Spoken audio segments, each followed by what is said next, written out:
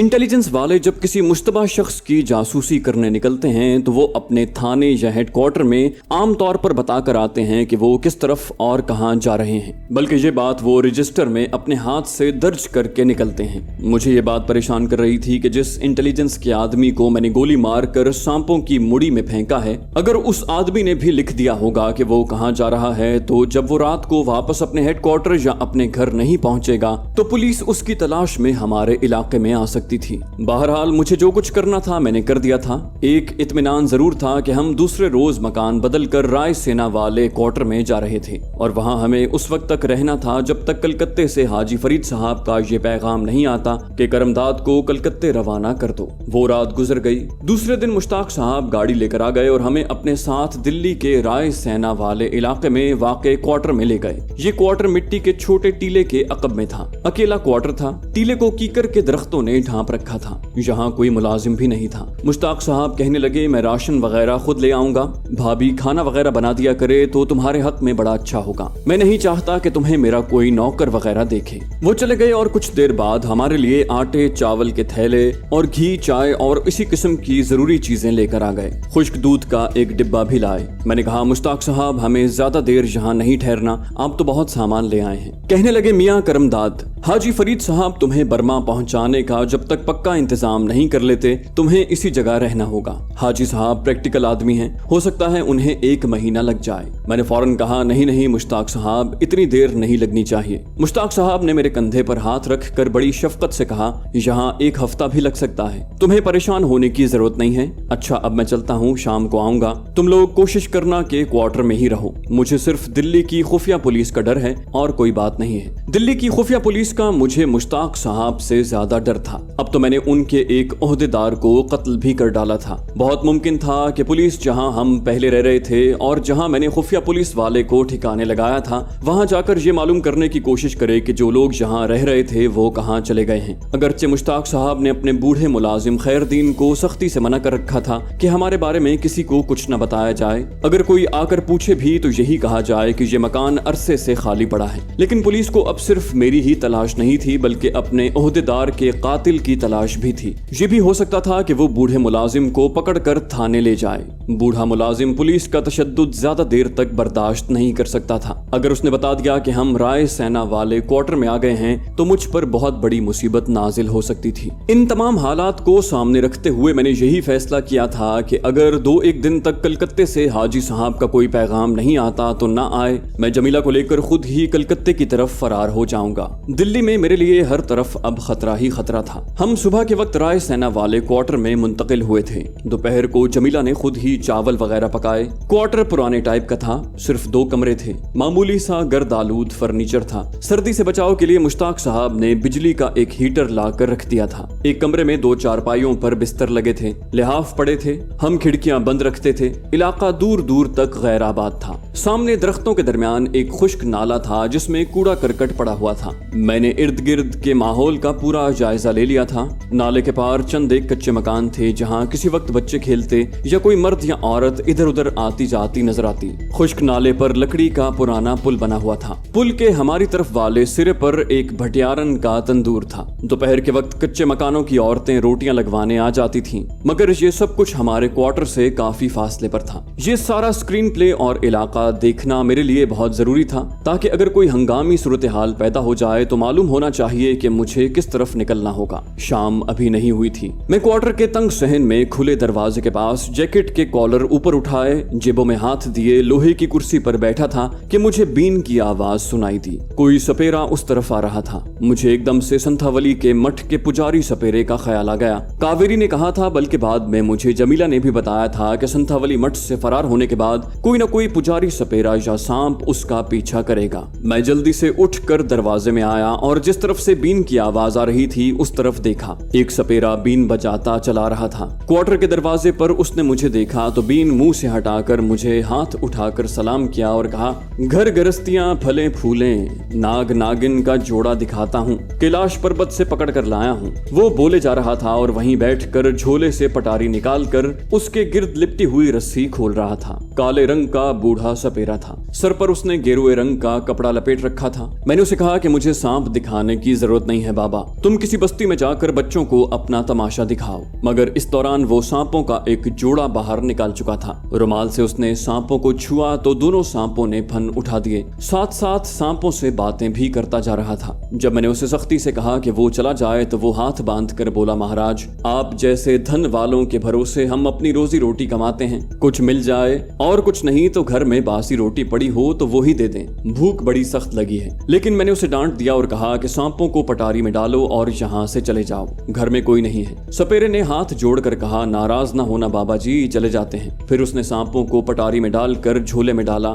झोला कंधे से लटकाया और बीन बजाता वहां से आगे चल दिया। मैं उसे उस वक्त तक देखता रहा जब तक वो मेरी नजरों से ओझल नहीं हो गया। मैंने क्वार्टर का दरवाजा बंद करके कुंडी लगाई और कमरे में आ गया। दोनों चारपाइयां खाली थीं, जमीला वहां नहीं थी। मैं परेशान हो गया। बाथरूम कमरे के एक जानिब था। मैंने जमीला को आवाज दी तो बाथरूम के अंदर से उसने सहमी हुई आवाज में पूछा, सपेरा चला गया? मैंने कहा, हाँ चला गया, बाहर आ जाओ। वो बाहर आई तो मैंने देखा कि उसका रंग जर्द हो रहा था और खौफ के मारे उसके होंठ खुश्क हो रहे थे। मैंने उसे अपने साथ लगा लिया और प्यार से कहा, तुम इतना खौफ क्यों खाती हो? कोई सपेरा अब तुम्हारा कुछ नहीं बिगाड़ सकता, और फिर मैं जो तुम्हारे साथ हूँ। वो खुश्क पत्ते की तरह लरज रही थी। मैं उसे कमरे में ले आया, उसे चारपाई पर लिटा कर लिहाफ ऊपर कर दिया और कहा, मैं तुम्हारे लिए चाय बना कर लाता हूँ। उसका जिस्म सर्द हो रहा था। कहने लगी, नहीं नहीं, तुम मेरे पास ही रहो। मैं उसके पास बैठ गया और उसे तसल्ली देने लगा। वो सख्त खौफजदा हो रही थी। अगर मुझे इंडिया में सिर्फ CID की परेशानी होती तो मैं उसका मुकाबला कर सकता था।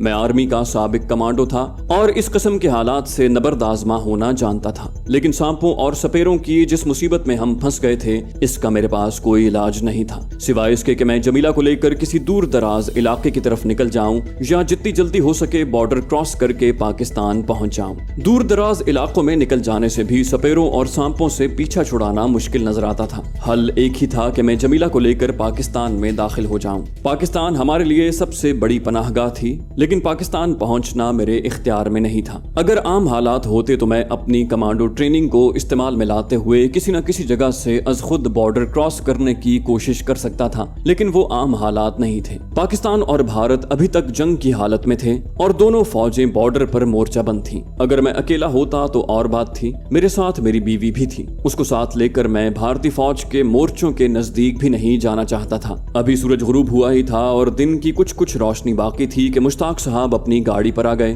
कहने लगे, मेरे साथ आओ, हाजी फरीद साहब का कलकत्ते से 1 घंटे बाद फोन आने वाला है। मैं चाहता हूँ तुम खुद उनसे बात कर लो, मेरे बात करने से तुम्हारी तसल्ली नहीं होगी। मुश्ताक साहब ठीक कह रहे थे। मैंने तय कर लिया कि चाहे हाजी फरीद कुछ कहें, मैं उन्हें बता दूंगा कि मैं उनके पास कलकत्ते पहुंच रहा हूं। अब किसी हालत में भी मेरा जमीला के साथ दिल्ली में रहना ठीक नहीं था। मेरा दिल कह रहा था कि वो सपेरा कोई आम सपेरा नहीं था, बल्कि संथावली मठ का पुजारी सपेरा ही था, जो जमीला की बू सूंघता हुआ वहां तक पहुंच गया था और अब जमीला की जिंदगी खतरे में थी। हो सकता था कि हाजी फरीद साहब ने ये पैगाम देना हो कि करमदाद से कहो कि फौरन कलकत्ते चला आए। मैं उसी वक्त हाजी साहब के साथ रवाना हो गया। जाने लगा तो जमीला ने मेरा हाथ पकड़ कर कहा, मुझे यहाँ अकेला छोड़कर मत जाओ। उसके लहजे में अजीब किस्म की आजिज़ी थी, मगर हाजी साहब से खुद बात करनी बहुत जरूरी थी। मैंने जमीला से कहा, कलकत्ते से हाजी साहब का फोन आने वाला है, उन्होंने जरूर हमें बुलाया होगा। मैं खुद उनसे सारी बातें तय कर लूंगा, तुम फिक्र न करो, दरवाजे को अंदर से बंद कर लेना, यहाँ कोई नहीं आता। और फिर मैं बड़ी जल्दी मुश्ताक साहब की गाड़ी पर ही वापस आ जाऊंगा। और मैं मुश्ताक साहब के साथ गाड़ी में बैठकर चल पड़ा। मुश्ताक साहब मुझे दिल्ली के एक गुंजान मोहल्ले में ले आए, जहाँ उनके किसी दोस्त का मकान था। मुश्ताक साहब मुझे अपने होटल में नहीं ले जाना चाहते थे। वो खुद यहाँ आकर कलकत्ते हाजी फरीद को फोन किया करते थे। हम एक छोटे से कमरे में बैठ गए। टेलीफोन सामने तपाई पर पड़ा था। मुश्ताक साहब बोले, हाजी फरीद ने जरूर तुम लोगों के बॉर्डर क्रॉस कराने का इंतजाम कर दिया होगा। थोड़ी देर पहले उनका कलकत्ते से फोन आया था। मेरे दोस्त ने मुझे होटल में फोन पर पैगाम दिया कि हाजी साहब 1 घंटे बाद फोन करेंगे। मैं गुमगू की कैफियत में था, लेकिन दिल में अहद कर रखा था कि अगर कलकत्ते से बुलावा न भी आया तब भी मैं आज रात को नहीं तो कल दिन के वक्त कलकत्ते जाने वाली गाड़ी में सवार हो जाऊंगा। मैं किसी हालत में भी अब जमीला को दिल्ली में नहीं रखना चाहता था। खुद मुझ पर कत्ल के जुर्म में पकड़े जाने की तलवार लटक रही थी। मुश्ताक साहब मुझसे बात बातें करते रहे और मैं बेतवज्जुही से उनकी बातें सुनता रहा। ज़हन तरह तरह के ख्यालात में उलझा हुआ था। जब 1 घंटा गुजर गया तो टेलीफोन की घंटी बजी। मुश्ताक साहब ने रिसीवर उठाकर हेलो कहा, फिर 10-12 सेकंड तक कुछ सुनते रहे। आंखों के इशारे पर उन्होंने मुझे बता दिया कि कलकत्ते से हाजी साहब का फोन है। फिर उन्होंने फोन पर कदरे ऊंची आवाज में कहा, हाजी साहब बेहतर है कि आप खुद करमदाद से बात कर लें, वो मेरे सामने बैठा हुआ है। उन्होंने रिसीवर मुझे दे दिया। मैंने हेलो कहकर हाजी फरीद को अस्सलाम वालेकुम कहा तो वो बोले, मियां करमदाद, बर्मा के बॉर्डर पर बड़ी सख्ती है। अभी हालात ऐसे नहीं हैं कि तुम्हारे लिए कुछ कर सकूं। तुम्हें कुछ रोज और इंतजार करना पड़ेगा, इंशाल्लाह कुछ न कुछ हो जाएगा। मैंने 2 टोक लहजे में कहा, मैं आपकी मेहरबानियों का बदला नहीं चुका सकता हाजी साहब, लेकिन हालात कुछ ऐसी शक्ल इख्तियार कर गए हैं कि मैं दिल्ली में मजीद 1 दिन भी नहीं ठहर सकता। दूसरी तरफ से हाजी साहब कुछ कहने लगे तो मैंने उनकी बात काट कर कहा, मैं कलकत्ते आ रहा हूँ, मैं आपके पास नहीं ठहरूंगा, किसी दूसरी जगह ठहरूंगा। जब हालात मुवाफिक हो जाएंगे तो अपनी मंजिल की तरफ रवाना हो जाऊंगा। टेलीफोन पर मैं खुलकर बात नहीं करना चाहता था। हाजी साहब ने इसरार करते हुए कहा कि मैं अभी कलकत्ते ना आऊं, लेकिन मैंने ये कहकर कि मैं दिल्ली से रवाना हो जाऊंगा रिसीवर मुश्ताक साहब के हवाले कर दिया। लगता था कि हाजी फरीद मुश्ताक साहब को कुछ समझा रहे थे कि करमदाद को अभी दिल्ली में अपने पास रखो। मुश्ताक साहब बार बार कह रहे थे कि मैं कोशिश करूंगा और फोन बंद हो गया। मुश्ताक साहब ने रिसीवर क्रेडल पर रखते हुए कहा, मियां हाजी साहब तुम्हारे और अपने भले की ही बात कर रहे थे। बंगाल में हालात ठीक नहीं हैं। हाजी साहब ने मुझे बता दिया है कि उनके पास सीआईडी का आदमी आया था। शायद किसी ने मुखबरी कर दी होगी कि तुम उनके पास ठहरे थे। बहरहाल हालात तुम्हारे सामने हैं। मैं नहीं चाहता कि तुम्हारे साथ हाजी फरीद साहब पर भी कोई नागहानी आफत आ जाए। मैंने कहा, मुश्ताक साहब मैं एहसान फरामोश नहीं हूँ। हाजी फरीद साहब की पोजीशन का मुझे अपने से बढ़कर ख्याल है। मैं उनके पास नहीं ठहरूंगा, मेरे पास काफी पैसे हैं, हम किसी छोटे से होटल में कमरा ले लेंगे। मुश्ताक साहब ने कहा, तो फिर तुम्हारा क्या प्रोग्राम है? मैंने कहा, अगर आज रात को कोई गाड़ी जाती है तो हम उसमें बैठ जाएंगे, वरना दिन के वक्त तो कोई ना कोई गाड़ी कलकत्ते जरूर जाएगी। मुश्ताक साहब ने सर को नफी में हिलाया और उठ खड़े हुए, जैसे तुम्हारी मर्जी मियां, अब मैं तुम्हें जबरदस्ती तो रोक नहीं सकता। कल 9:15 बजे होड़ा मेल जाती है, उसमें चले जाना, मैं गाड़ी लेकर आ जाऊंगा। मैंने मुश्ताक साहब के आगे ज्यादा इसरार करना मुनासिब ख्याल न किया और फिर एक रात की बात थी, शाम हो रही थी, रात भी गुजर जाएगी, ये सोचकर मैंने उन्हें कहा, बहुत बेहतर है, हम कल 9:15 बजे वाली गाड़ी में चले जाएंगे। मैं मुश्ताक साहब के साथ गाड़ी में बैठकर उनके राय सेना वाले क्वार्टर की तरफ चल पड़ा। ज्यादा से ज्यादा 2 घंटे में उनके साथ रहा। शाम की स्याही दिल्ली शहर के आसमान पर बढ़ती चली आ रही थी। सड़कों, मकानों और दूर नजदीक की पुरानी और नई आबादियों में रोशनियां झिलमिलाने लगी थी। मैंने मुश्ताक साहब से कहा, बदनाम स्मगलर और गुंडों के सरगना श्रीराज का कोई आदमी मेरी जासूसी करने आपके होटल में फिर तो नहीं आया? मुश्ताक साहब गाड़ी चला रहे थे, मैं उनके पहलू में बैठा हुआ था। खिड़कियों के शीशे चढ़े हुए थे। कार के अंदर की फजा गर्म थी, बाहर लम्हा बलम्हा बढ़ती हुई रात सर्द होती जा रही थी। कहने लगे, श्रीराज का तो कोई खास आदमी नहीं आया। उसके हाथ जो मेरा मुसलमान वाकिफ कार काम करता है, उसकी जबानी मालूम हुआ था कि श्रीराज को जमीला के गुरु देवगिरी के मंदिर से फरार हो जाने का सख्त सदमा है और उसके खास गुंडे तुम्हारी बीवी की तलाश में मद्रास तक की खाक छान आए हैं। इस तरह बातें करते हम लोग राय सेना की बस्ती में पहुंच गए। मैंने दूर से अपने क्वार्टर की तरफ देखा, वहां अंधेरा छाया हुआ था। मैंने दिल में सोचा कि जमीला ने अच्छा किया जो क्वार्टर के बाहर की बत्ती रोशन नहीं की। बत्ती जलती देखकर शुबा हो सकता था कि यहाँ जरूर कोई रहता है। मुश्ताक साहब को सीआईडी के आदमी को ठिकाने लगाने के बारे में बताने का सवाल ही पैदा नहीं होता था। मुश्ताक साहब ने क्वार्टर के सामने एक तरफ गाड़ी रोक ली। मैंने उन्हें कहा कि वो क्वार्टर में चलकर हमारे साथ चाय की एक प्याली पी लें। उन्होंने बड़ी खुश इखलाकी से इनकार करते हुए कहा, मियां हमारी चाय तुम पर उधार रही, सुबह जल्दी आ जाऊंगा, तुम्हारे और भाभी के साथ चाय की एक प्याली पीकर तुम्हें स्टेशन ले चलूंगा। इस वक्त मुझे इजाजत दो, पीछे होटल में बड़े काम हैं। उन्होंने मुझसे हाथ मिलाया और गाड़ी मोड़कर अपने होटल की तरफ रवाना हो गए। मैं क्वार्टर के दरवाजे की तरफ बढ़ा।